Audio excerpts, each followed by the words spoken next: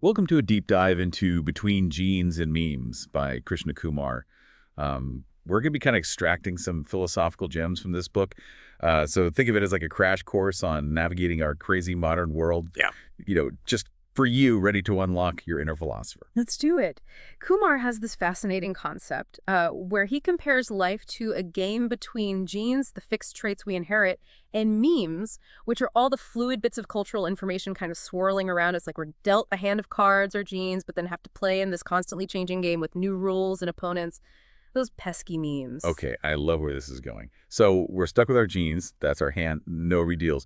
But the memes, ideas, trends, beliefs, those are in constant flux. It's less about the cards we're dealt and more about how we adapt our playing style, right? Exactly. Kumar isn't saying genes don't matter. He's emphasizing the interplay we need to master that ever-changing world of memes, while also acknowledging the foundation we're working with. This is key to navigating the information overload we face every single day. So how do we get better at this whole gene meme game? Any pro tips from Kumar? He stresses the importance of thinking like an outsider. Kumar uses the example of a CEO who shakes things up by approaching problems with a fresh perspective. They aren't bogged down by the company's existing assumptions and biases. It's like that feeling when you finally learn a new skill, suddenly you see all the ways you could have been doing things better all along, everything clicks into place. Precisely. It's about breaking free from our ingrained patterns and being open to new ways of seeing the world. Kumar calls these perspective-shifting moments Darjeeling tea moments. Okay, tell me more about these Darjeeling tea moments. It sounds transformative. Imagine you think you know what tea tastes like, Hmm. then boom, you have Darjeeling for the first time. This completely unique flavor that changes your entire understanding of tea. These are the experiences Kumar wants us to chase, the ones that shatter our preconceived notions and reveal a whole new dimension to our understanding. So it's not just about learning new facts. It's about having your entire worldview rocked those aha moments that fundamentally change how you see everything. How do we actively seek those out? That's the question, isn't it? And it's highly personal. Kumar encourages us to reflect on our own experiences. What was a moment in your life where a single experience, a conversation, or even a book shifted your perspective so profoundly that you were never quite the same? That's a Darjeeling tea moment. I like that. And they can really come from anywhere, right? Like, it's not like you have to go on some big retreat to, like, find this perspective shifting thing. It could just be, like you said, a conversation or... Totally. Yeah. It really can. Yeah. Yeah. Like Kumar also talks about the pitfalls of chasing external validation. He calls it the tyranny of superficial status. What's that all about? Yeah.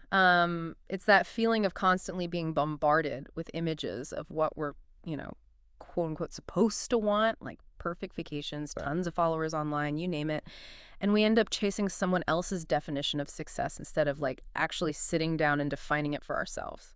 Right. It's like we're all stuck on this hamster wheel of comparison, trying to keep up with everyone else's highlight reels and never feeling quite good enough. Precisely, Kumar urges us to kind of break free from that cycle.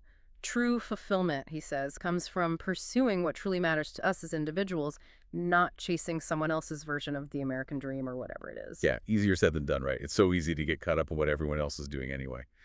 Speaking of things that are easier said than done, Kumar uses a rather striking analogy, the chicken's life analogy, to talk about our illusions of safety and security. What's that all about? Yeah, it's a bit jarring but effective. Kumar describes a chicken being raised for slaughter, completely oblivious to its fate, right? And it's this powerful way of highlighting how our sense of security can be this complete illusion. The world throws curveballs, things change in an instant. It's a stark reminder that we're not always in control even when we think we are. Exactly. And we may not be able to control what happens to us, but we can control how we respond. That's where adaptability comes in, being able to pivot and adjust to those unexpected circumstances as they come our way. So in this world that's constantly throwing Darjeeling tea moments and curveballs our way, how do we even begin to process it all? Especially with like the sheer volume of information that's coming at us every single day. That's where Kumar's distinction between content relevance and content resonance is so important, right? Like, we're bombarded with content, but how much of it truly resonates with us on a deeper level? Okay, I'm intrigued. Break that down for me. What's the difference? So think of it this way. Content relevance is like getting a newsfeed tailored to your interests. Like, algorithms are pretty good at that these days, but content resonance, that's about finding material that sparks something deeper within us. It's not just about being informed, it's about being moved, challenged, inspired. So it's about being more mindful of the information that we consume choosing quality over quantity, and actively seeking out content that really speaks to us on an emotional and intellectual level. Yeah. It's about curating that meme diet, right? Mm. Like, what are we feeding our minds? And speaking of feeding our minds, Kumar also challenges that traditional model of education, Sure. saying it often falls short in preparing us for this rapidly changing world. Yeah, he's not a huge fan of like the factory model of education, Yeah. just kind of churning out. Right. Yeah. Like cookie cutter. Exactly. Yeah. And he sees so much potential, in online platforms and self-directed learning to gain these really relevant skills like coding, for example. So it's about being a student of life, constantly adapting and evolving. So it's not just about what we learn in school, but how we approach learning throughout our entire lives. Exactly. That makes a lot of sense. Kumar also talks about this interesting idea of gamifying work and life. How does that work exactly? Yeah, it's about tapping into, I think, our innate desire for challenge and accomplishment. Yeah. Like I think back to being a kid, the excitement of like a new project, the satisfaction of like completing a task. Kumar suggested bringing that same energy to our work and even our personal lives. Break down your goals into these smaller projects with like clear milestones, celebrate those wins along the way. Yeah. So instead of another daunting to-do list, it's like we're creating this more engaging and, dare I say, fun experience for ourselves. Exactly. It's about finding that joy and purpose in the process, not just focusing on the end result. And it ties in really beautifully with his overarching message of finding meaning in this world of distractions. It's so easy to get pulled in a million different directions, especially in our hyper-connected world. Yeah.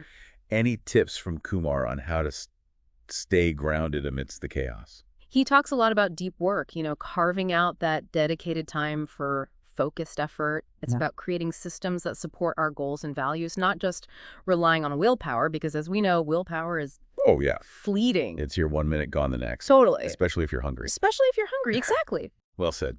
So to wrap up our deep dive into between genes and memes, it seems like this key takeaway is this. We have more agency than we often realize in shaping our experiences. Yeah. It's about being mindful of the information we consume, the experiences we seek out, and ultimately how we choose to show up in the world.